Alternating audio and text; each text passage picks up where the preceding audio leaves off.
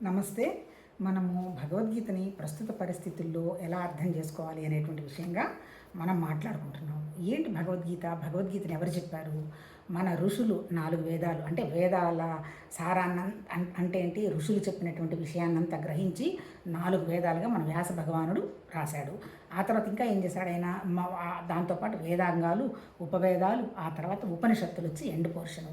ఇంకా ఏంటి? అష్టాదశ పురాణాలైన, ఆ తర్వాత పతంజలి యోగశాస్త్రం, ఆ తర్వాత కపిలుడి సాంఖ్యం, ఆ తర్వాత స్మృతులు, రామాయణ భారత గ్రంథాలు, ఇంకా చెప్పలేం. ఇవన్నీ కూడా ఎన్ని వేల సంవత్సరాల నుంచి వస్తుందో, లేకపోతే నిజం చెప్పాలంటే సంస్కృత భాష ప్రాసెస్లోకి రైటింగ్గా వచ్చింది ఒక 4-3 వేల సంవత్సరాలు అయ్యి ఉండొచ్చు. అంతకుముందు వాళ్ళంతా అర్థం చేసుకొని వాళ్ళ శిష్యులకు మౌఖికంగా బోధించినదంతా కూడా భాష వచ్చిన తర్వాత మన వ్యాస భగవానుడు దాన్ని ప్రాసెస్ చేయడం జరిగింది. తర్వాత ఇంకా ప్రింటింగ్ వచ్చిన తర్వాత ఇంకా ఈజీ అయిపోయింది. ఆ ప్రింటింగ్ కూడా ఒక 2-3 వేల సంవత్సరాలకు ముందే. నాకు మొన్నేదో చాలా విషయం ఆశ్చర్యం కూడా అయింది. 19th సెంచరీ ఎండింగ్లోనే మన మొట్టమొదటి తెలుగు ప్రింటింగ్ అయిందట. రాజశేఖర విలాపం మన వీరేశలింగం పంతులు గారు రాసింది. అంటే అర్థం ఏంటి? మొత్తం మొదలై ఏమైనా సరే మనకి హిస్టరీగా కనపడుతోంది మాత్రం క్రీస్తు శకం నుంచే. అంతే కదా, క్రీస్తు పూర్వం ఉంది కానీ వాటిని ఏదో ఆధారాలుగా చూసుకున్నాను తప్ప అథెంటిసిటీ మాత్రం క్రీస్తు తర్వాతనే. ఇంకా అథెంటిసిటీ ఎక్కడ? ముస్లిమ్స్ వచ్చి భారతదేశంలో ఎప్పుడు 4 అందరూ రకరకాలుగా అందరూ పరిపాలించుకునేవాళ్ళు. ఒక్కొక్కళ్ళు ఒక్కొక్క కల్ట్ పెట్టుకున్నారు, ఏదో ఒక్కొక్కళ్ళ విధానాన్ని పెట్టుకున్నారు. ఆ విధానాన్నే మనం మతం అనొచ్చు. వాళ్ళందరూ వచ్చి 4వ శతాబ్దం 5వ శతాబ్దం దగ్గర నుంచి ముస్లిమ్స్ పక్కన ఉన్నటువంటి తురుష్కులు అంటారు, వాళ్ళు యుద్ధం చేస్తూనే ఉన్నారు. చివరికి 10వ శతాబ్దంలో ఘోరీ వచ్చేసేసి తను గెలిచిన తర్వాత 10-11 శతాబ్దాల మధ్యలో తను వాళ్ళ శిష్యుని పెడతాడు. అప్పటి నుంచి వాళ్ళ పరిపాలన మొదలైంది. దాదాపు 800 సంవత్సరాలు భారతదేశాన్ని తురుష్కులు పరిపాలించారబ్బా. ఎప్పుడు? 8వ శతాబ్దం నుంచి 10 నుంచి మొదలుపెట్టి 1887లో మన రాజ్యం తీసేసి కంపెనీ పరిపాలన అడ్మినిస్ట్రేషన్కి వచ్చిందాక, బ్రిటిషర్స్ వచ్చిందాకా 10 నుంచి దాదాపు 700-800 సంవత్సరాల తురుష్కుల పరిపాలన ఉంది భారతదేశంలో. అంటే అందుకనే మన భారతదేశాన్ని సమత్వంలో ఏకత్వం ఉన్నారు. అందుకని ఒక్క మతమే గొప్పది, ఇంకో మతం గొప్పది కాదు అనేటువంటి విషయంగా చెప్పలే. ఇప్పుడు ఇక్కడ నేను చెప్పదలుచుకున్నది ఏంటి? ఇప్పుడు మన ఋషులు చెప్పింది కూడా ఇది హిందూ మతం, దేవాలయాలు, ఇటువంటి పదాలు వాళ్ళు ఏం వాడలా. వాళ్ళు వాడింది ఎంతసేపటికి ఏంటి? వాళ్ళకు అర్థమైనవి 2 విషయాలు. ఒకటేంటి? ఒక ప్రాణం ఉంది, శక్తి ఉంది, శరీరం ఉంది. రెండోది ఏంటి? మనసు ఉంది. ఆ మనసుకు డిఫరెంట్ ఆలోచనలు వస్తున్నాయి. ఒకళ్ళది ఒక కోరిక, ఒకళ్ళది ఒక కోరిక, ఒకళ్ళది ఒక గుణము, ఇంకొకళ్ళది ఇంకొక గుణం. గుణాలంటే ఏంటి? మన స్వభావం, సప్తతమో రజోగుణాలు. వీటన్నిటికీ కారణం ఏంది అని స్వార్థం లేకుండా వాళ్ళు కూర్చొని, ఎవరు? ఋషులు. వాళ్ళు భగవతత్వంతో దగ్గరుండి, చాలామంది ఏమంటారు ఆత్మస్థితి అంటే ఏంటి? నా శరీరం, నా ప్రాణం, నా మనసు లేకుండా ఉన్నటువంటి ఒక జ్ఞానస్థితి, ఒక నిరాకారమైనటువంటి స్థితిలో కొన్ని మంత్రాలను వాళ్ళు దర్శించారంటే ఏంటి? కంటితో చూడలే, వాళ్ళు శబ్దాన్ని గ్రహించారు, చెవులతో గ్రహించారు. ఆ గ్రహించిన దాన్ని వాళ్ళు మననం చేశారు. ఆ మననం చేసిన దాన్ని వాళ్ళు ఏం చేశారు? అంటే మననం అంటే అది పాజిటివ్ థాట్. మంత్రం అంటే ఏంటి? మనన త్రాయితే మంత్రం. ఎవరు మంత్రం చేసేది? మళ్ళీ మంత్రం వచ్చేటప్పటికి అంత ప్రకృతేనబ్బా. భగవతత్వానికి వచ్చి ప్రకృతి కాదు, నిరాకారం, నిశ్చలం, గుణాలు లేవు, ఏం లేదు, ఒక వండర్ఫుల్ ఎనర్జీ. ఆ ఎనర్జీలో నుంచి వచ్చిన ప్రతిదీ ప్రకృతే. ఏమని చెప్పాడు విశ్వరూపంలో? ఋషులు నానించే వచ్చారు. ఆ తర్వాత 12 మంది ఆదిత్యులు నానించే వచ్చారు. 11 మంది రుద్రులు నానించే వచ్చారు. ఆ తర్వాత ఇంకెవరు వచ్చారని చెప్పాడు? అశ్విని దేవతలు నానించే వచ్చాడన్నాడు. అంటే అర్థం ఏంటి? మనువులు నా దగ్గర నుంచే వచ్చాడన్నాడు. అంటే మనం అందరం కూడా నిరాకారమైనటువంటి శక్తిలో నుంచి వచ్చిన వాళ్ళమే. నిజం చెప్పాలంటే మన ఋషులు కూడా మనుషులే, ప్రకృతే. కాకపోతే ఏంటంటే వాళ్ళకి స్వార్థం లేదు కాబట్టి ఒక జ్ఞానస్థితిలో ఉండి వాళ్ళు గ్రహించిన దాన్ని మంత్రాల రూపంలో మనకి చెప్పారు. అంటే మంత్రం అంటే ఏంటి? మనసుతో చేసేది మంత్రం అబ్బా. ఇప్పుడు చెప్పింది ఏంటి? భగవద్గీతలో 2 విషయాలే చెప్పారు. నిజం చెప్పాలంటే 1 జ్ఞానం, 2 మన కర్మ దేంతో చేస్తాం? శరీరంతో చేస్తాం. ఎలా చేస్తాము? మన జ్ఞానంతో చేస్తాం. మళ్ళీ జ్ఞానం అంటే ఏంటి? మళ్ళీ మనసే, ఆలోచనలేగా. జ్ఞానం అంటే ఏమన్నా ఒక పదార్థం ఎక్కడైనా పెట్టుందా? జస్ట్ మన మనసు. ఇప్పుడు ఏం చెప్పారు? మన మంత్రం ఎక్కడ చేస్తాము? మన మనసుతో మంత్రం చేస్తాం. ఏంటి మనసుతో చేసే మంత్రం? మనసు వచ్చి ఇప్పుడు ఆలోచన వస్తుంది, ఈ ఆలోచనకి మనకి రకరకాలుగా కంటిన్యూటీ ఆఫ్ ఆలోచనలు వస్తాయి. ఎట్లా ఇప్పుడు సపోజ్ ఏదైనా పిల్లోడు బయటకు వెళ్తున్నాడు, నాయన జాగ్రత్త వర్షం పడుతుంది అన్నాము. సరే వాడు వెళ్ళాడు, బాగానే ఉంది, వెళ్ళాడా జాగ్రత్త, ఎంతసేపు అయింది, గంట అయిందే ఇంకా రాలేదని పొరపాటున టీవీ పెట్టాము. టీవీ పెట్టిన తర్వాత ఇదిగోనమ్మా హైదరాబాద్లో ఏదో హోల్స్ ఉన్నాయి, ఏదో ప్రమాదం జరిగింది అక్కడెక్కడో అని అన్నారు. వెంటనే మనకి ఎలాంటి ఆలోచనలు వస్తాయి? మనోడు వెళ్ళాడు వర్షం ఉందని వాడు ఒక ఆలోచన తర్వాత దాన్ని మనం కంటిన్యూ చేసి పడేసి చివరికి ఏమైపోతాము, మన ఎనర్జీ లాస్ అయిపోయి మనం అనుకున్న ఎక్స్పెక్టేషన్కి వాడు కనపడకపోతే మనం ఏడుపు లంఘించుకొని మనం చేయాల్సిన పిచ్చి పనులన్నీ చేస్తాం. అవునే కదా, భౌతికంగా మనం అందరం చేసేది ఒకటే. కానీ మంత్రానికి మన మామూలు ఆలోచనకి తేడా ఏంటంటే, మంత్రం వచ్చేసేటప్పటికి అదేమవుతుందంటే దానికి సబ్సిక్వెంట్ థాట్ ఉండదు. ఓం నమ శివాయ అన్నాను అనుకోండి, శివాయ తర్వాత ఏమొస్తుంది, మళ్ళీ ఓం నమ శివాయనే మొదలు పెడతాం. ఓం మధ్యలో గ్యాపు, నమ గ్యాపు, శివాయ గ్యాప్. అంటే ఏంటి, ఈ మధ్యలో వస్తున్నటువంటి ఖాళీ ఉంది చూసారా, ఆ ఖాళీ భగవతత్వం, ఆ నిరాకారమైనటువంటిది భగవతత్వం. మనం ఏం చేస్తాము, ఆ ఓం నమ శివాయని అంత హ్యాపీగా చదవం, ఓం నమ ఓం శ్రీకృష్ణ ఓం జయకృష్ణ చదువు. అట్లా కాదు చదవాల్సింది. నువ్వేంది చాక్లెట్ తింటుంటే నువ్వు ఎలా ఆస్వాదిస్తావో అలా నువ్వు మంత్రాన్ని ఆస్వాదించాలి. దేనికి ఆస్వాదిస్తావు? మనసుతోటేనబ్బా. మనసుతో మంత్రాన్ని నువ్వు ఆస్వాదిస్తున్నప్పుడు నీకు వరసలో వస్తున్నటువంటి ఆలోచనలు ఆగిపోతాయి. అది చెప్పింది ఆ ఋషులు. అంతకంటే వేరే మంత్రం అంటే ఏదో పెద్ద గొప్ప వస్తువు అవన్నీ కాదు. మంత్రం కూడా నీ ప్రకృతిలో నుంచి బయటపడడానికి నీకు ఒక ఆధారం. అందుకని ఏం చెప్పారు వాళ్ళు, మళ్ళీ మన పూజా విధానం అంతా వాళ్ళు ఎక్కడ దేన్ని చూసి వాళ్ళు చెప్పారు, పాపం ఆ మనుషులకు కనపడినవి పంచభూతాలు కనపడ్డాయి. ఏది, నేల, నీళ్లు, అగ్ని, వాయువు, ఆకాశం కనపడ్డాయి. దాంతోపాటు అది ఉన్నది అనేటువంటి విషయం మన జ్ఞానానికి తెలుస్తోంది. ఇది కాదా అది కాదా అని మనసు సంకల్ప వికల్పాలు చేస్తోంది. మనసు, మన బుద్ధి ఇది చేద్దాం అది చేద్దామని మన శరీరం వెళ్ళి చేస్తోంది అహంకారం. అంటే వాళ్ళ దృష్టికి అందింది ఏంటి, శరీరం కాకుండా లోపల ఒక విషయం ఉంది, అది మనని నడిపిస్తుంది అని ఆ మహానుభావులు గ్రహించారు. అందుకని వాళ్ళు ఏం చేశారు, ఇప్పుడు గ్రహిస్తున్నది కరెక్టే, ప్రకృతి ఒక కరెక్టే, కానీ ప్రకృతిలో 3 గుణాలు ఉన్నాయే. ఒకడు పచ్చి మాంసం డైరెక్ట్గా తినేస్తే, ఒకడు గడ్డలు తిందామని ప్రయత్నం చేస్తే ఏమి తినకుండా స్వామి స్వామి అనుకుంటూ ఒకడు కూర్చున్నాడు. అంటే ఏంటి అర్థం, ప్రకృతిలో ఈ 3 గుణాలు ఉన్నాయి, అందరిలో ఉన్నాయి. కాకపోతే ఏంటంటే గ్రావిటీ ఎక్కువ, ఒకళ్ళు ఎక్కువ సత్వగుణం డామినేట్ చేస్తే, ఒకళ్ళు రజోగుణం డామినేట్ చేస్తే, ఒకటి తమోగుణంలో డామినేట్ చేస్తుంది. అందుకని వాళ్ళు ఏం చెప్పారు, వాళ్ళు చేసినటువంటి పూజా విధానం ఎక్కడ మళ్ళీ మన పంచభూతాలకి, ఇంకా వేరే ఏమీ చేయలే. గుళ్ళల్లో పూజలు చేసేది పంచభూతాలకే, ఆ తర్వాత మనం మంత్రం ద్వారా చేసేది పంచభూతాలకే. మంత్రం ద్వారా ఏం చెప్పారు, మంత్రం ఇచ్చి ఇదిగోనమ్మా ఇది ఇట్లా ఈ మంత్రం అనుష్ఠానం చేసుకో అని, నువ్వు ఇదిగో దీని తర్వాత నువ్వు ఇట్లా అన్నదానం చేయాల్సి వస్తుంది, ఇట్లా వాళ్ళకి అవి దానాలు చేయాల్సి వస్తుంది అని, మన శరీరం నువ్వు ఇట్లా 1 గంట 30 గంట కూర్చొని చెయ్యాలి అని చెప్తారు. అంటే యజ్ఞం చేసినా, దానం చేసినా, యాగం చేసినా అన్నీ మనం కొత్త పేషెన్స్ పెట్టాలి కదా. అప్పుడు మనం మంత్రం చదువుకుంటాం, మంత్రంతో చేస్తాం, అంతే కదా. ఇప్పుడు మొన్న ఏదో చూశాను, అగ్నికి చేసేదంతా, నా శరీరం నీకు వదిలేస్తున్నాను, నా ఇంటి పేరు వదిలేస్తున్నాను, నా ప్రాణం వదిలేస్తున్నాను, స్వాహ స్వాహ స్వాహ అంటే అర్థం ఏంటి, ఇవన్నీ కాదు, ఈ కాని నిరాకారానికి వెళ్తున్నాను అని. మనమేంటి, ఈ పంచభూతాల స్థితి దాటితే ఉన్నది భగవతత్వం, అది నీలోనే ఉన్నది, అది నువ్వు గ్రహించాలి. గ్రహించకుండా ఆపుతున్నది నీ 3 గుణాలు అనేటువంటి విషయాన్ని వాళ్ళు అనలైజ్ చేసి మంత్రం ఏం చెప్పారు, ఈ మంత్రాన్ని దర్శించింది ఎవరు, ఋషులు అంటారు వాళ్ళు. అంటే ఏంటి, వాళ్ళు స్వచ్ఛమైనటువంటి స్థితిలో ఉండి ఆ మహానుభావులు దర్శించారు. ఇప్పుడు భగవద్గీతలో చెప్పిన శ్లోకాలు అవన్నీ కూడా మంత్రాలకు ఎందుకే వస్తాయి, సపరేట్ ఏం కాదు. వాళ్ళు ఏం చెప్పారు, ఇప్పుడు వేదాలంటే ఏంటి, కర్మకాండ. ఎలా నువ్వు నిరాకారమైన స్థితికి చేరాలంటే ముందు చిన్నగా ఒక మంత్రం తీసుకోమ్మా, ఇదిగో ఈ పూజ చెయ్యి, ఈ అనుష్ఠానం చేసిన తర్వాత దానాలు గీనాలు చెయ్యి అని మొదలు పెడతారు. ఊరికి మనం ఎవరికైనా వెళ్ళి దానం చేయమంటే మనం చేస్తాం, చచ్చినా చేయం. గుడికి పోయి గుడి ముందు కూర్చున్న వాళ్ళందరికీ పావులాలు 10 రూపాయలు వేసి పుణ్యం సంపాదించాలని చూస్తాం. అట్లాగే ఏదో ఆశ్రమాలకు పోతాం, ఎంత కావాలంటే అంత డొనేట్ చేస్తాం. మనం మామూలుగా అవసరమైన వాళ్ళకి ఎవరికైనా ఒక 10 రూపాయలు ఇస్తామా, ఏమి ఇయ్యం. అంటే ఏంటి, నీకు ఏదో వస్తుంది అంటే చేయటం అనేటువంటి విషయంగానన్నా నువ్వు మొదలు పెడతామని మంత్రంతో పంచభూమి తత్వానికి కూర్చోబెట్టి నీకు చేయటం జరిగింది, అది మంత్రం. రెండోది వచ్చేది నేను చెప్తాడు, మంత్రం అంటే ఏంటి, మననం తాయితే మంత్రం. మనం ఏదైనా సరే మననం చేసుకుంటూ కనుక ఉన్నామంటే ఆ స్థితికి మనం వెళతాం. ఏంటి మంత్రం మధ్యలో వస్తున్నటువంటి గ్యాప్ను మనం అబ్జర్వ్ చేసుకుంటూ చూసినప్పుడు తెలియకుండానే కొద్ది గొప్ప మనకు అసలు మనశ్శాంతి, హ్యాపీనెస్ వస్తుంది.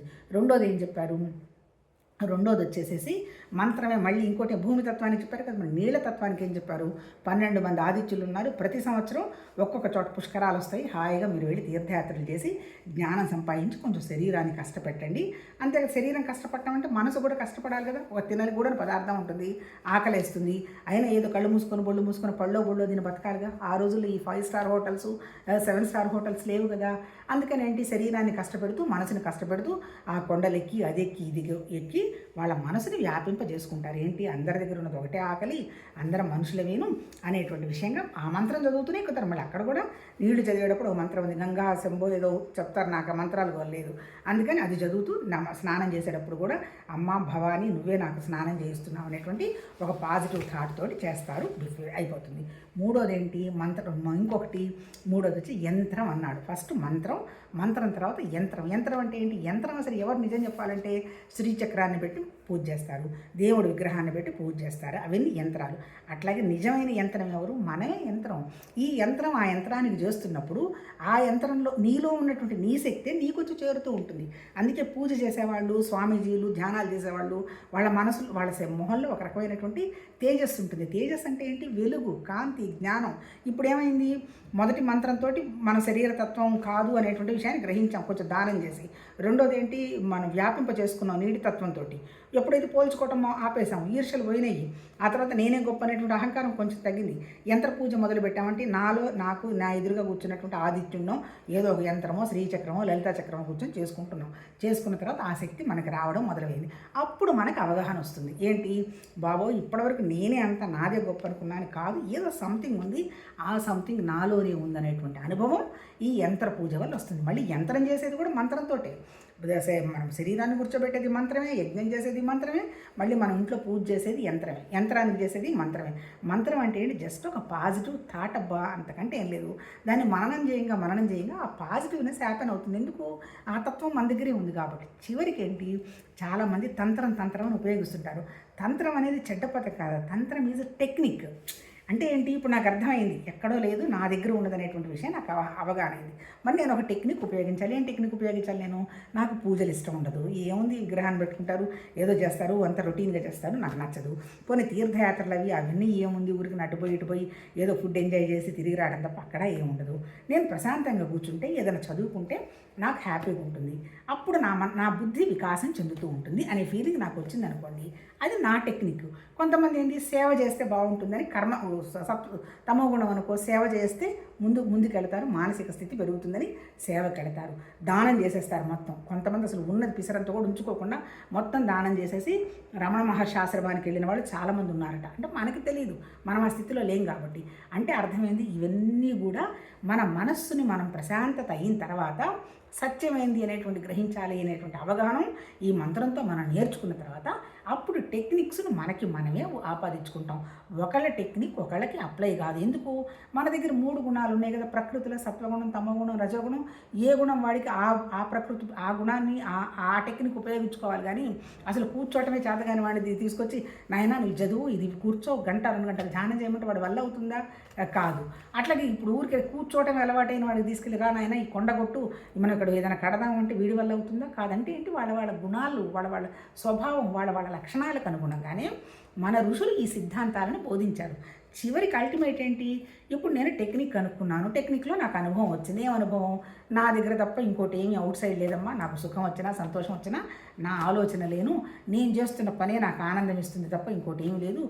ఇంకా ముందుకెళ్తే ఏంటి, ఆ పని కూడా నేను చేయటం లేదు, ఆ భగవతత్వం చేయిస్తుంది అనేటువంటి ఒక నిశ్చలత్వం, నిరాకారం వచ్చిన తర్వాత ఇప్పుడు వస్తుంది నీకు, నువ్వు టెక్నిక్ ఉపయోగించి నువ్వు చేయి. ఆ టెక్నికే ఇటు ధ్యానమును, ఇటు పూజను, ఇటు కర్మను, ఇటు సేవను, మళ్ళీ ఈ ధ్యానంలో ముక్కు మీద ధ్యానమును, లేకపోతే హృదయం మీద ధ్యానమును, లేకపోతే నీ బ్రీతింగ్ని అబ్జర్వ్ చేయమను, ఇదంతా కూడా టెక్నిక్ అంటే తంత్రం. ఇంకా ఏంటి, ఇంకా తమో గుణంలో ఉన్న వాళ్ళ టెక్నిక్ ఏంటి, ఎక్కడో అమ్మవారు ఉన్నారు మాకు అవి ఇచ్చారని మళ్ళీ జంతు బలులు, గొంతు బలులు, ఈ వ్యవహారాలకు వెళ్ళేది వాళ్ళ గుణాలకు అనుగుణంగా, వాళ్ళ స్వభావానికి అనుగుణంగా. సత్వగుణం ఉన్న చోట ఇటువంటివన్నీ ఏం ఉండవు. ఎందుకు, ఉన్నదంతా ఒకటే తత్వం, అది నా దగ్గరే ఉంది, నా మనసుని, నా ఆలోచనలని, నేను బుద్ధిని వికాసం చెందించుకున్నాను అంటే సత్యం ఏదో నేను గ్రహించగలను అనేటువంటి విషయానికి వస్తుంది. ఋషులు అలా చెప్పారు, అది సత్యమని 100% వీళ్ళు నమ్మడం జరుగుతుంది. ఆ నమ్మకాన్నే ఏమంటారు, దాన్ని ఫెయిత్ అంటారు. ఫెయిత్ ఎప్పుడు కూడా బ్లైండే. ఏంటి బ్లైండ్ ఫెయిత్, ఉన్నది ఒకటే ఒక నిరాకారమైన శక్తి, కంటికి కనపడుతున్న ప్రతిదీ ప్రకృతే, ఋషులు ప్రకృతే, నేను ప్రకృతే. కాకపోతే వాళ్ళు టెక్నిక్స్ చెప్పారు, ఆ టెక్నిక్ మనకి ఎంతవరకు అప్లై అవుతుంది అనేటువంటి విషయాన్ని మనం గ్రహించాలి అని అర్థమవుతుంది. ఇదనమాట మంత్రం, యంత్రం, తంత్రం అంటే ఇప్పుడు మనకి టెక్నిక్ అర్థమైంది. భగవతత్వం నా దగ్గరే ఉందని తెలిసిపోయింది. ఎప్పుడన్నా గుణాలు ఉన్నాయిగా, సత్వగుణం, తమోగుణం, రజోగుణాలు ఎక్కడికి పోతాయి? నిద్రపోవాలంటే తమోగుణం ఉండాలి, రజోగుణం తినాలంటే ఉండాలి, శాంతంగా ఉండాలంటే సత్వగుణాలంటే. ఈ 3 గుణాలు నన్ను ఇబ్బంది పెడుతూనే ఉంటాయి. ఇబ్బంది అంటే ఏమీ తెలుస్తుంటుందన్నమాట. ఆ తెలుసుకునేదాన్నే ఎరుక, స్ఫురణ, జ్ఞానం అంటాడు. ఎరుక, స్ఫురణ, జ్ఞానం వచ్చిన తర్వాత ప్రకృతి అంతా వస్తుంది, ఉంటుంది, వెళ్ళిపోతుంది. దీనికి పిసరంత కూడా విలువ ఇవ్వాల్సినటువంటి అవసరం లేదు. కాకపోతే నువ్వు భౌతికంగా ఒక ఏరియాలో శరీరాన్ని తీసుకున్నావు. ఆ శరీరానికి సంబంధించిన పనులు నువ్వు నిర్వర్తించాల్సిందే. ఈ నిర్వర్తించే క్రమంలో నిష్కామ కర్మగా చేయడం అలవాటు చేసుకుంటే నీ బుద్ధికి వికాసం జరుగుతుంది అని చెప్పిందే జ్ఞానం. అల్టిమేట్గా మన ఋషులు చెప్పింది ఏంటి? నీ బుద్ధి కనుక వికసిస్తే నువ్వు హ్యాపీగా ఉంటావు, సత్యాన్ని గ్రహిస్తావు. సత్యం ఏంటి? Temporary, permanent. ప్రకృతి అంటే నేచరు. ఈ నేచరు అంటే పదార్థం అంటే మ్యాటర్ వస్తుంది, ఉంటుంది, వెళ్ళిపోతుంది. మారకుండా ఉన్నది అది నీ దగ్గర ఉన్నది, అది నువ్వు గ్రహించావంటే ఈ మ్యాటర్తో నువ్వు ఆడుకుంటావు అంటే హ్యాపీగా ఉంటావు. అంతే కదా. ఆడుకునేటప్పుడు ఎట్లుంటాము? ఏడ్చుకుంటూ ఆడవగా హ్యాపీగా ఆడుకుంటాం. ఎప్పుడైతే నువ్వు హ్యాపీగా ఆడుకుంటున్నావో నీ దగ్గర జరుగుతున్నదంతా కూడా భగవతత్వం అనేటువంటి విషయం తెలిసి నీ వైఖరి ఎట్లా ఉంటున్నప్పుడు నాది అనేటువంటి అహంకారం పడవు. ఇప్పుడు నాదికి నేనుకు నీకు డిఫరెన్స్ తెలిసింది. నాది అంటే జస్ట్ ప్రకృతి, శరీరం. నేను అంటే లోపల ఉన్నటువంటి నా జ్ఞానం. నా జ్ఞానం ఇప్పటిదాకా ఎట్లా ఉంది? నా శరీరం సత్యం అనుకొని తాధ్యాత్మం చెందుకుంటూ కూర్చుంది. ఇప్పుడు అలా చెందదు. అవసరం ఇది ఉండని అమ్మ, ఇది నువ్వు నా శరీరమేను, జాగ్రత్త, నువ్వు బాగుండాలి, హెల్దీగా ఉండు, చాలు, నేను చేసుకునే పని అంతా కూడా భగవతత్వంకి చేసుకుంటున్నాను, just you have to cooperate to me అని దానికి కూడా మనం ఇన్స్ట్రక్షన్స్ ఇస్తూ, మన మనసుకు కూడా ఇన్స్ట్రక్షన్స్ ఇస్తూ, నీ మనసు కాదు నేనే భగవతత్వం అనేటువంటి విషయంగా మనం ముందుకెళ్ళడం జరుగుతుంది. ఎప్పుడైతే మనం దాన్ని లాస్ట్లో వచ్చి వైఖరి అంటాడు. వైఖరి అంటే ఏంటి? ఆకాశతత్వం దాకా రావడం. ఆకాశతత్వం అంటే మనసుకి ఏ ఆలోచన లేకుండా ఉండడం. నిన్న మా ఫ్రెండ్స్ ఏదో పుస్తకం చదువుతున్నారు, ప్రయాణం ఈదాలి. ఎక్కడ ఈదేది? ఈదడానికి ఏముంది? నీళ్లు ఉన్నాయా ఇక్కడ? అక్కడ కూడా చెప్పింది 23 లక్షణాలు ఉన్నటువంటి 24 తత్వ లక్షణాలు ఉన్నటువంటి మన శరీరాన్ని దాటితే ఉండేదంతా భగవతత్వం. ఇప్పుడు ఈదటం ఎక్కడ? నా శరీరం కాదు అనేటువంటి పాయింట్ దగ్గర మొదలుపెట్టి చివరికి నేను నిరాకారమైనటువంటి భగవతత్వం అనేటువంటి స్థితికి చేరడమే కేంద్రం, దాటడం కేంద్రం. దీనికి రకరకాల పేర్లు, రకరకాల ఋషులు, ఆ తర్వాత సబ్సిక్వెంట్గా వచ్చిన గురువులు కూడా రకరకాల సిద్ధాంతాలు పెట్టారు. అల్టిమేట్ ఏంటంటే భగవద్గీత చెప్పింది మొత్తం బోర్డు, వేల ఋషుల థాట్స్. వాళ్ళు చెప్పింది స్వర్గం నరకం వాళ్ళు ప్రామిస్ చేయలే, ఎక్కడో ఉందని వాళ్ళు చెప్పలే. నీది పాపం అంటే ఏంటి? నేను వేరు, భగవతత్వం వేరు అనేటువంటి భావమే పాపం. మిగిలిన విషయం అంటారు వాళ్ళ స్వభావానికి అనుగుణంగా చేసుకుంటూ పోతారు. వాళ్ళ స్వభావాన్ని వాళ్ళు అర్థం చేసుకున్న తర్వాత వాళ్ళు మారతారు. తర్వాత ఇక్కడ ఇంకోటి ఏంటి? వాడు ఈ స్వభావానికి అనుగుణంగా వాడు ఆశ్రమాలు నడిపే స్వామీజీలు గొప్పవాళ్ళు, బాత్రూములు కడిగే మామూలు తక్కువ వాళ్ళు అనేటువంటి విషయాన్ని భగవద్గీతలో చెప్పాల. నాకు అందరూ సమానమే, అందరూ నా దగ్గర నుంచే వచ్చారు. వాళ్ళ స్వభావానికి అనుగుణ పనులు చేస్తారు తప్ప ఈ పని గొప్పది, ఆ పని గొప్పది అనేటువంటి విషయం చెప్పలే. సో ఎవరికైతే స్థితప్రజ్ఞత ఉంటుందో వాళ్ళు నేను ఈ పని గొప్ప, ఆ పని తక్కువ అనేటువంటి విషయాన్ని ఫీల్ అవ్వరు. వాళ్ళు నేను 24 గంటలు అదే భగవతత్వంగా అనేటువంటి భావనలో ఉంటాడు. అలా ఉండే స్థితప్రజ్ఞుడు కానీ, కర్మయోగి కానీ, జ్ఞానయోగి కానీ, యోగి కానీ నాకు ఇష్టలు. ముఖ్యంగా ఏంటి? ఈ శరీరాన్ని, మనసుని, ప్రాణాన్ని బ్యాలెన్స్ చేసుకుంటూ ఎవరైతే ఉంటారో వాళ్ళది మానసిక స్థితి సమత్వంగా ఉన్నట్టు. ఎప్పుడైతే నీ మానసిక స్థితి సమత్వం ఉంటుందో నీకు బుద్ధి వికాసం జరుగుతుంది. బుద్ధి వికాసం జరిగి ఏం తెలుస్తుంది? అంతా నేను తప్ప ఇంకేం లేదు, శరీరం ఎంత నువ్వు కాపాడినా ఉండదు, వెళ్ళిపోతుంది, దానికి అంత స్ట్రగుల్ పడాల్సిన అవసరం లేదు అని ఒక నిశ్చల స్థితిలో ఉంటుంది. అది మన వైఖరి అయిపోతుంది. దాని తర్వాత ఇంకా కూడా చెప్పాడు ఆజ్ఞాచక్రం అన్నాడు. ఆజ్ఞాచక్రంలో భూతకాలం ఎవ్వడు, ఈవెన్ దేవుడు వచ్చి కూడా దాన్ని మార్చలేడు. భవిష్యత్ కాలం ఈవెన్ దైవత్వంలో కూడా రేపు ఏం జరగబోతుందో చెప్పరు. బట్ తప్ప ఇది అని చెప్పిన వాళ్ళు మన కరోనాతో మనందరికీ అర్థమైపోయింది, తెలియదు. ఇంకా మూడోది అంటే అప్పుడు మన దగ్గర ఉన్నది ఏంటి? ఒకే ఒక ఆప్షను, మనం ప్రస్తుతంలోనే బతకాలి. అంటే ఇంకేమైనా ఛాయిస్ ఉందా? నేను పోయి 10 ఏళ్ళ ముందు పోయి బతుకుతానమ్మా, భలే ఉన్నాను అప్పుడు అనడానికి ఏమైనా ఛాయిస్ ఉందా? లేదు, ఇప్పుడు అస్సలు బాగాలేదు, జరిగిపోయింది బాగాలేదు, నేను భవిష్యత్తులో ఉంటాను అని చెప్పడానికి ఏమైనా ఛాయిస్ ఉందా? ఛాయిస్ లేదు. ప్రస్తుతంలోనే బతకాలి మనం. అప్పుడు ఈ ప్రస్తుతంలో మనం ఎలా బతకాలి? హ్యాపీగా బతకాలి. వస్తుంది, ఉంటుంది, వెళ్ళిపోతుంది అనేటువంటి విషయంగా మనసుకు మనం ట్రైన్ చేసి లైఫ్ ప్రతి సెకను, ప్రతి మొమెంటు మనం సరదాగా గడపాలి. ఆ సరదాగా నువ్వు ఎప్పుడైతే గడుపుతావో నీ దగ్గర నుంచి ఆ డివైన్ గ్రేస్ ఫ్లో అవుతూ ఉంటుంది. ఎందుకు? నువ్వే డివైన్ కదా. నువ్వు సంతోషంగా ఉన్నావంటే నువ్వే దైవత్వం. నువ్వు దుఃఖపడుతున్నావంటే నీ మనసు వచ్చేసింది. నువ్వు గర్వపడుతున్నావంటే నీ మనసు వచ్చింది. నేను చేస్తున్నాను అంటే నీ మనసు వచ్చింది. ఇప్పుడు మన ఋషులు ఏంటి? నేను అనేటువంటి, నాది అనేటువంటి పదార్థాన్ని దాటి వాళ్ళు గ్రహించారు కాబట్టి వాళ్ళ ద్వారా ఇంత నాలెడ్జ్ మేనిఫెస్ట్ అయింది. అంటే ఏంటి, మేనిఫెస్ట్ అవ్వడానికి అక్కడ ఎవరు భగవతత్వానికి నోరు వాయ మాట ఏమీ లేదు, ఓన్లీ శక్తి ఉంది. మరి ఆ శక్తి ఎక్స్ప్రెస్ అవ్వడానికి కారణం ఎవరు? మనమే. అంటే మనమేంటి, మనం ఆ భగవతత్వాల్లో చేతిలో పరికరంగా మారాలి అంటే మన దగ్గర నుంచి దివ్యత్వం మేనిఫెస్ట్ అవ్వాలి. ఎప్పుడు దివ్యత్వం మేనిఫెస్ట్ అవుతుంది? ఒకే ఒక్క విషయంతో దివ్యత్వం మేనిఫెస్ట్ అవుతుంది, ఓన్లీ హ్యాపీనెస్. దుఃఖం అనేది లేదు. ఇప్పుడు ఎవరైనా పోయినా 24 గంటలు ఎవరు ఏడవరు, హాయిగా తింటారు అని ఎవరైనా వచ్చినప్పుడు ఏడుస్తారు, మళ్ళీ నిద్ర వస్తే నిద్రపోతారు. అంటే 8 గంటలు నిద్రపోతున్నారుగా, మిగిలిన పళ్ళకి 4 గంటలు ఉపయోగిస్తున్నారా? దుఃఖపడినప్పుడు ఎవరైనా వచ్చి పలకరిస్తే ఆ టైంకి దుఃఖం, అది తాత్కాలికమే, మళ్ళీ తర్వాత మర్చిపోతారు. మరి కానీ అది నీకు ముందే ఆ జ్ఞానం ఉంటే ఉంటావు. సొసైటీలో ఉన్నప్పుడు కొన్ని యాక్షన్లు తప్పవు, ఏ పాత్రలో ఉన్నప్పుడు ఆ పాత్ర యాక్షన్ చేస్తావు, ఇదంతా పాత్రలేనయ్యా అని నీ లోపల నువ్వు ఉంటావు. ఇదే చెప్పారబ్బా భగవద్గీత. ఇంకెక్కడ మన బుద్ధిని వికాసం ఎలా చెందించుకోవాలనే విషయమే చెప్పటం జరిగింది. నిన్న మనం ఏం చదివాము? అర్జునుడి విషాద యోగంతో మొదలుపెట్టి ఇప్పుడు మనం 18వ చాప్టరు మోక్ష సన్యాస యోగం చదువుకుంటున్నాం. ఏంటి ఫస్ట్ చాప్టరు? అన్నిటికీ కారణం మన అహంకారం, మమకారం, దుఃఖం, నాది నాది అనే బాధ. నీదేమి లేదయ్యా, నువ్వు కనుక అన్ని త్యాగం చేయగలిగావంటే ఈ నీది లేని స్థితికి నువ్వు వెళతావు అని 18వ చాప్టర్లో చెప్తున్నాడు. ఏంటి త్యాగం? పని త్యాగం చేయాలా? ఏం అక్కర్లా, పనికి వచ్చే ఫలాన్ని త్యాగం చెయ్యి. అలాగే కర్మ చేసేటప్పుడు నాదనుకొని చేయాలి. మళ్ళీ సేమ్ రిపిటేషన్ ఏనబ్బా. జ్ఞానం గురించి, కర్మ గురించే భగవద్గీత చెప్పింది.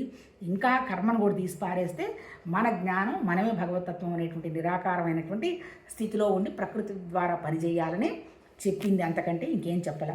ఇప్పుడు నేను ఎంతవరకు చదువుకున్నాము? అందుకని ఏం చెప్పాడు? ముందు త్యాగాలు కూడా 3 గుణాల్లో ఉంటాయా. సత్వగుణం వాడు ఒక రకంగా త్యాగం చేస్తాడు, రజోగుణం వాడు ఒక భావంతో త్యాగం చేస్తాడు, తమో గుణం వాడు ఒక రకంగా త్యాగం చేస్తాడు.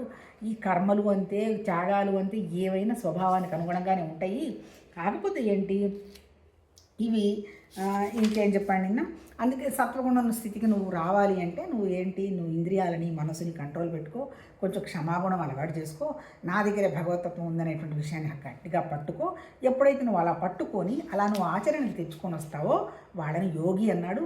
యోగికి నాకు ఏం తేడా లేదు, ఎందుకంటే సమత్వ స్థితిలో ఉంటాడు, భగవతత్వ స్థితిలో ఉండి పనులన్నీ చేస్తూ ఉంటాడు అనేటువంటి విషయంగా నేను చెప్పి, అలాంటి యోగి ఎట్లుంటాడు ఏమంటాడు, బ్రహ్మభూతుడైన యోగి అంటే భగవతత్వం తప్ప ఇంకొకటి ఏమీ లేదు అనేటువంటి యోగి తనేం కోరుకోడు, తనకేం కావాలనుకోడు, నా భగవతత్వాన్ని 24 గంటలు ప్రాసెస్ చేస్తూ ఉంటాడు అని నిన్న మనం 55 వరకు చదువుకున్నాం. ఈరోజు 56 చదివి క్లోజ్ చేద్దాం. సమస్త కర్మల యందును కర్తృత్వ భావాన్ని వీడి ఆయా కర్మల ఫలరూపమైనటువంటి సమస్త భోగాలను త్యజించి నన్నే ఆశ్రయించిన కర్మయోగి కర్మలన్నింటినీ సర్వదా చేయుచును నా అనుగ్రహం చే సనాతనమైనటువంటి శాశ్వతమైన పరమపదాన్ని పొందును. ఇప్పుడు దాకా ఏం చెప్పాడు? ఫస్ట్ ఏం చెప్పాడు? ఫస్ట్ జ్ఞానం అంటే ఏంటో చెప్పాడు, ఈ చాప్టర్లో కూడా. త్యాగం అంటే ఏంటో చెప్పాడు. తర్వాత కర్మ ఏ రకంగా చేస్తామో చెప్పాడు. ఆ తర్వాత మళ్ళీ యోగి స్థితి ఏంటో చెప్పాడు. ఇప్పుడు మళ్ళీ ఇక్కడేం చెప్తున్నాడు? కర్మయోగి స్థితి చెప్తున్నాడు.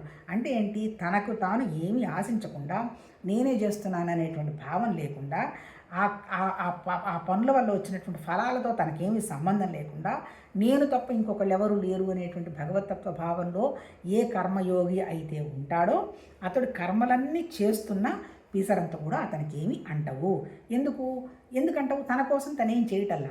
అలా ఎట్లయితే ఉంటాడో అతడు అతనికి ఎలాంటి లాభం వస్తుంది? నా అనుగ్రహం చేత. నా అనుగ్రహం అంటే నా నిరాకారమైనటువంటి నా అనుగ్రహం చేత సనాతనమైన, అంటే ఏంటి? సనాతనం అంటే ఎన్ని వేల కోట్ల సంవత్సరాల నుంచి సృష్టి వ్యక్తం అవ్వడం మొదలుపెట్టిందో మనకు తెలియదు. సనాతనం అంటే తుది లేదు, మొదలు లేదు, ఆది లేదు, అంతం లేదు, సర్వత్రా వ్యాపించినటువంటి ఆ భగవతత్వానికి స్థితికి నువ్వు వెళ్ళిపోతావు అంటాడు. ఇప్పుడు ఇందులో స్పెషల్గా చెప్పడానికి ఏముంది? ఇప్పుడు మనం ఏం చేసినా వ్యాపారమేగా, మాట్లాడినా వ్యాపారమే, తిన్నా నాకు ఆరోగ్యానికి పడుకొస్తుందా లేదా అనేది వ్యాపారమే, ఆ తర్వాత ఎనీథింగ్ వ్యాపారం. ఇప్పుడు ఇక్కడ చెప్పింది ఏంటి?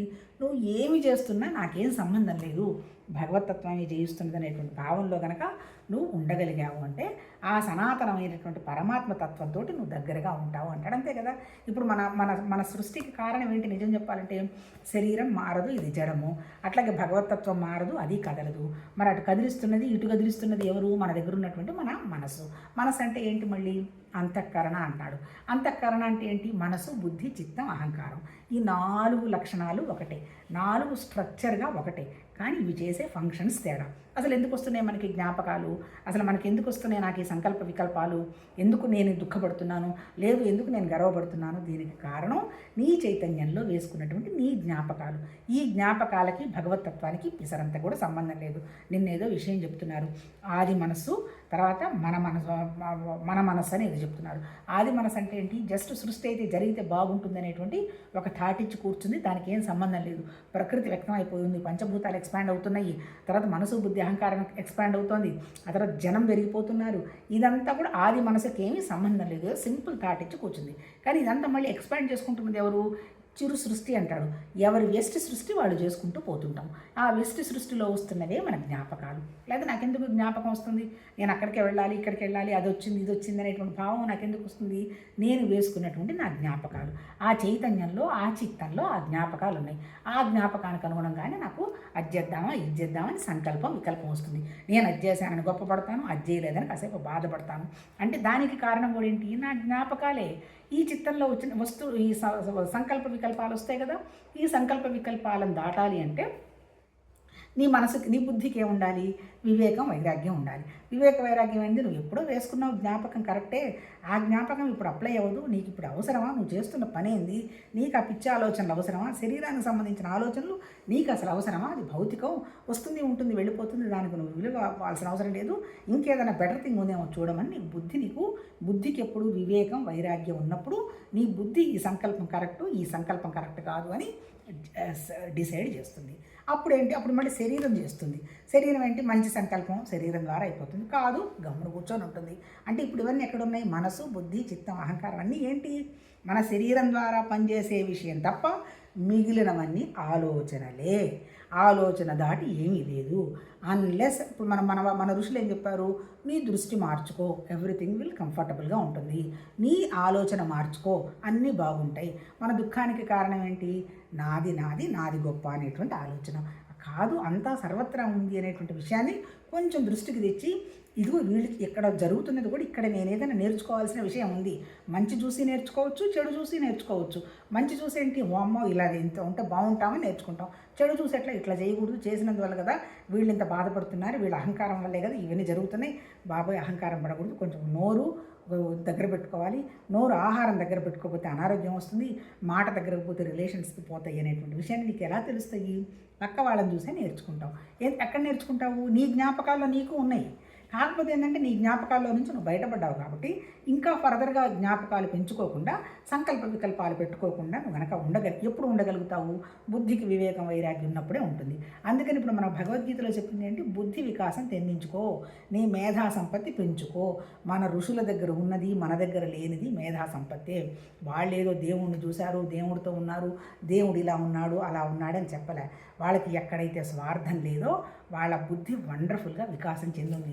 ఇప్పుడు వాళ్ళు రాసిన మంత్రాన్ని అర్థం చేసుకోవాలంటే ఎంత సంస్కృతం వచ్చినా చాలా కష్టం. అంటే ఏంటి, అంత డీప్గా ఆ భావాన్ని వాళ్ళు రాశారు. కాకపోతే ఇప్పుడు కొద్ది గొప్ప మన వీడియోలు రావడము, అందరూ ఒక్కొక్కళ్ళ థాట్ ఇది కదా అని గ్రహించడం జరుగుతుంది తప్ప ఈ ఆధ్యాత్మిక ప్రగతి కూడా ఈ 100-150 సంవత్సరాల లోపల జరిగిందే. మళ్ళీ అంతకుముందు పేపర్లు లేవు, రైటింగ్ కూడా లేదు.